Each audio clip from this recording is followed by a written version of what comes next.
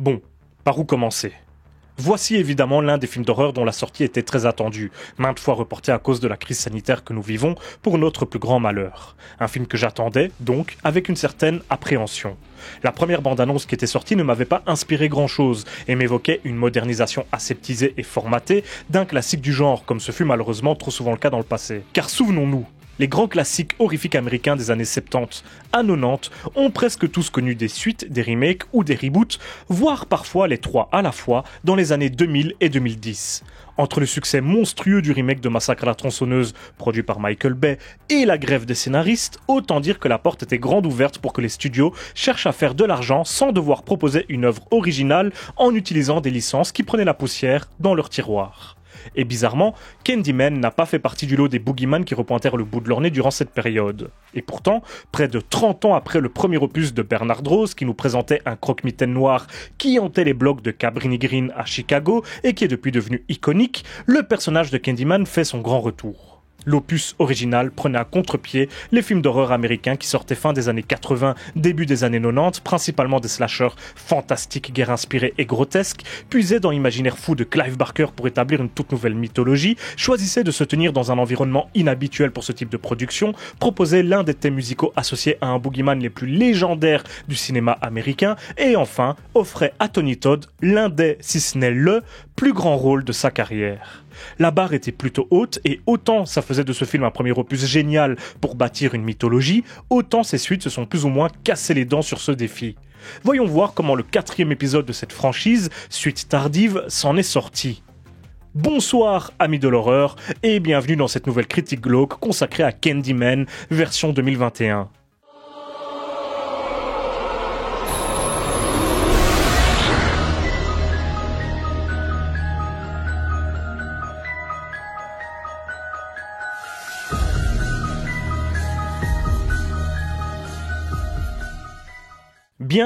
Bien. Déjà, je rectifie.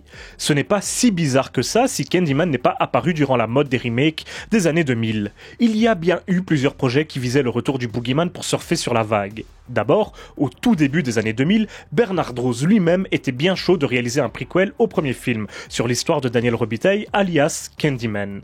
Malheureusement, le rachat du studio par la Lionsgate contrecarra ses plans.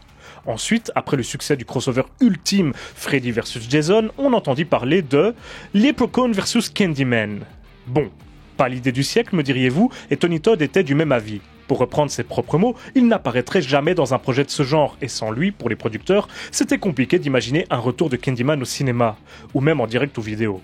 Puis, Clive Barker lui-même bossa sur un 4e opus qui intéressait beaucoup plus Tony Todd, mais cette fois-ci, ce fut une querelle entre producteurs qui se disputaient les droits de la saga qui empêcha le film de se faire, entre autres choses. Et après ces malheureux échecs, il aura fallu attendre l'ascension de Jordan Peele et son intérêt pour cette licence pour faire sortir Candyman de sa retraite. Bah oui, il était finalement assez logique que ce réalisateur slash scénariste slash producteur dont l'un des objectifs était de remettre les Afro-Américains et plus largement les Noirs sur la carte du cinéma de genre sans passer par la case blaxploitation grotesque voire insultante, cherche à orchestrer la résurrection du personnage noir le plus connu, le plus iconique de l'horreur. Car si le premier Candyman parlait déjà de thématiques chères au cœur de Jordan Peele, avec cette intrigue qui se tenait dans les quartiers extrêmement difficiles de Cabrini Green, avec leurs dealers, leurs bandes urbaines et la pauvreté de leurs habitants, essentiellement afro-américain, ainsi que le regard d'une étudiante universitaire blanche sur eux, qui vient en observatrice dans ce milieu présenté comme hostile pour mener une étude et réaliser une thèse presque comme une courageuse aventurière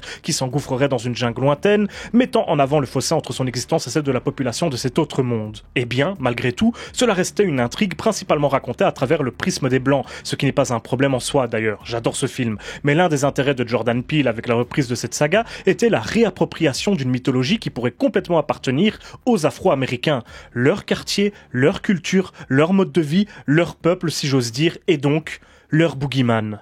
Je ne dis pas ça pour opposer blanc et noir, ce serait idiot et insensé, mais bien pour dire que même de mon point de vue à moi, qui ne suis pas noir jusqu'à preuve du contraire, j'ai bien envie de voir cette mythologie être véritablement exploitée à fond dans cette direction, elle qui n'a quasiment pas été utilisée dans les suites du premier opus. Mais bon, assez parlé de Jordan Peele qui finalement n'est que producteur et co-scénariste, car ce serait faire de l'ombre à la véritable réalisatrice de ce nouveau Candyman. Car c'est à Nia DaCosta qu'est revenu l'insigne honneur de réaliser le tout nouveau volet des aventures du boogeyman au crochet. Elle qui est encore toute jeune, à peine 2 ans de plus que moi, mais qu'est-ce que j'ai fait de ma vie, et qui avait précédemment réalisé le thriller Little Woods, plutôt acclamé par la critique lors de son passage en festival. À nouveau, Jordan Peele n'hésite pas à placer sa confiance en une jeune et talentueuse mais encore inconnue réalisatrice, alors qu'il est producteur sur le film en compagnie de géants comme Universal et la MGM, rien que ça, ce qui aurait pu être intimidant pour n'importe quel jeune cinéaste. Mais DaCosta savait pertinemment ce qu'elle voulait et a écrit le script avec Peele, et Win Rosenfeld, grand ami de Jordan et président de sa boîte de prod Monkey Paw Productions. Les 3 compères ont avancé dans le même but, replacer la communauté noire au centre de l'intrigue de Candyman et réussir à refaire du personnage ce qu'il était dans le premier opus. Bien plus qu'un simple personnage, un concept, une légende, un symbole. Car contrairement à ce que je pensais au tout début, honte à moi, ce Candyman n'est pas un remake. C'est une suite de l'opus original qui ignore complètement les 2 et 3. Encore que, si l'on chipote, ces 2 films peuvent toujours exister dans cet univers malgré l'existence de ce nouvel opus. Bref, nous y suivons un couple d'artistes afro-américains, Anthony et Brianna, qui mènent une existence confortable, loin du mode de vie insalubre que connaissaient les anciens habitants de Cabrini Green, ce quartier dangereux qui, aujourd'hui, est abandonné et attend d'être réaménagé par la ville de Chicago. Mais alors qu'il est à la recherche d'inspiration pour ses nouvelles peintures, Anthony va se balader dans les ruines de Cabrini Green et prendre connaissance de la légende de Candyman qui va très vite l'obséder, au point que son comportement va peu à peu devenir très inquiétant aux yeux de ses proches. Il a l'impression d'être en connexion avec ce mythe, avec ce personnage, veut lui rendre hommage, lui redonner vie, et bientôt, ce qui semblait n'être qu'une légende deviendra une effroyable vérité. Des personnes qui les jugent son œuvre et lui, et le méprisent, vont être taillées en pièces par celui qui semble n'est autre que Sherman Fields, alias Candyman. Et là, les connaisseurs de la franchise doivent être en train de froncer les sourcils. Sherman Fields ? Mais Candyman, c'est Daniel Robitaille, pas Sherman Fields. Et où est Tony Todd ? Scrogneux. En effet, ce Sherman Fields, campé par Michael Hargrove, est un nouveau Candyman, un homme battu à mort quelques années auparavant par des policiers alors qu'il était innocent. Mais ça ne veut pas dire qu'il remplace Daniel Robitaille et le Candyman cher à nos cœurs, loin s'en faut. Il existe plusieurs Candyman parce qu'il ne s'agit pas d'un simple personnage, ou en tout cas, ce n'est plus seulement le cas. Candyman, c'est un symbole, un concept. C'est, comme c'était censé être le cas au départ, une légende urbaine, l'esprit d'une communauté. Et ici, c'est aussi un martyr. Tous ces Afro-Américains écrasés par une société qui les rejetait sont les symboles chacun de leur époque et des oppressions que leur peuple, ceux de leur classe, ont subies à travers le temps. Et forcément, en 2021, l'époque durant laquelle résonne fort aux États-Unis le mouvement Black Lives Matter, suite aux multiples morts de citoyens afro-américains sous les balles ou les coups des forces de l'ordre, les conditions étaient remplies pour qu'un tout nouveau Candyman s'élève comme un symbole et tente de prendre sur lui les maux de sa communauté. Ce n'est qu'un nouveau visage pour ce boogeyman si particulier qui portait autrefois celui de Daniel Robitaille, mais qui, de toute façon, n'était plus Daniel Robitaille à partir du moment où il a revêti ce fameux manteau, ce fameux crochet, et qu'il est devenu immortel. Car c'est bien connu, les humains ne sont pas immortels. Les rumeurs, elles, peuvent l'être. De même que les légendes, les mythes. Ils continueront à l'être tant qu'il y aura des gens pour les entretenir, les alimenter, les raconter, les transmettre. Et c'est ça, le Candyman version Nia DaCosta et Jordan Peele. Un témoin qui rappelle à ceux qu'ils représentent les injustices et différentes oppressions qu'ils ont pu subir, qui les aide à aller de l'avant. À chaque époque, ses mots, ses réussites, mais également son Candyman, donc. Dans le film de 1992, Candyman était une façon pour la communauté afro-américaine de Cabrini Green d'exorciser ses propres démons, de se cacher en quelque sorte les horreurs commises au sein même de son quartier, par ses gens, sa population, les crimes commis par les gangs, les dealers qui contrôlaient le périmètre, les viols et autres joyeusetés. C'étaient des afro-américains qui commettaient ces crimes, mais selon Hélène, héroïne de ce premier volet, Candyman était une légende créée pour pouvoir donner une réponse aux enfants des environs qui se demandaient d'où venaient ces choses horribles. C'était une démarche consciente d'ailleurs, puisque les promenades de Hélène dans ces quartiers ont tout de la visite aux zoos ou de ce cher Thibaut InShape dans les cités françaises. Bisous à lui.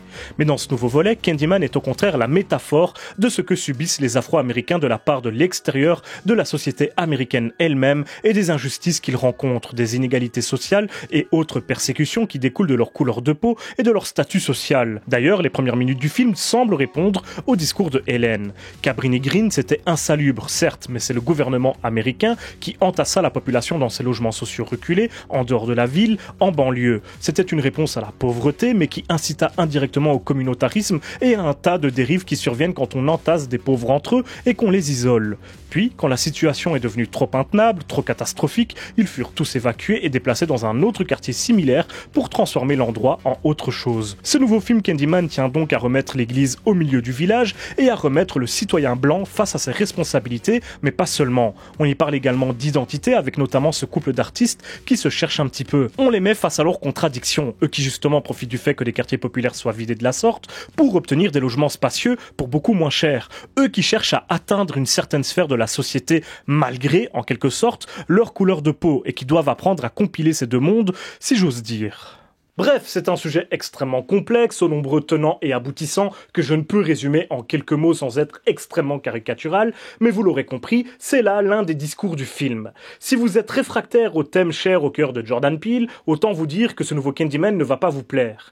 Pourtant, il est, à mes yeux, assez logique que ce personnage serve cette cause. S'il y a bien un personnage cinématographique qui convient parfaitement à ces thématiques, c'est Candyman. Mais bon, et le film dans tout ça? Au-delà de ces discours engagés.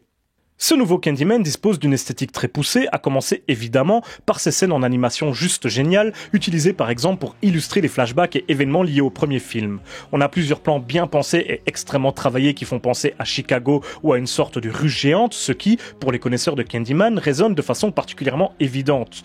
D'ailleurs, l'un des personnages deviendra, dans des circonstances que je tairai ici, lui-même une ruche vivante. N'est-ce pas là le principe même de Candyman d'ailleurs? La comparaison entre la ville et ce personnage devient alors limpide. Candyman abrite les gens de sa communauté autant que les murs de la cité eux-mêmes. Pourtant, ce n'est pas un super-héros. Si vous l'appelez en citant 5 fois son nom devant votre glace, vous risquez fort d'avoir des ennuis, et ce, même si vous êtes noir, à l'image de petites filles afro-américaines lors d'un flashback. Même si dans la temporalité principale du film, ceux qui tenteront l'expérience seront tous des blancs qui, d'une façon ou d'une autre, malmènent ou méprisent les afro-américains. On a ceux qui se moquent de l'art d'Anthony et de son œuvre, représentant pourtant l'histoire violente de la communauté noire aux États-Unis. D'ailleurs, je pense quand même que Clive Barker en prend un petit peu pour son grade. On a la critique qui se permet de la juger, de son point de vue, en ignorant le contexte de sa création ou l'état d'esprit de son auteur, et qui semblait presque menacer le critique cinéma, qui oserait être trop dur envers le film lui-même d'ailleurs. Autant dire que je ne m'y risquerais pas.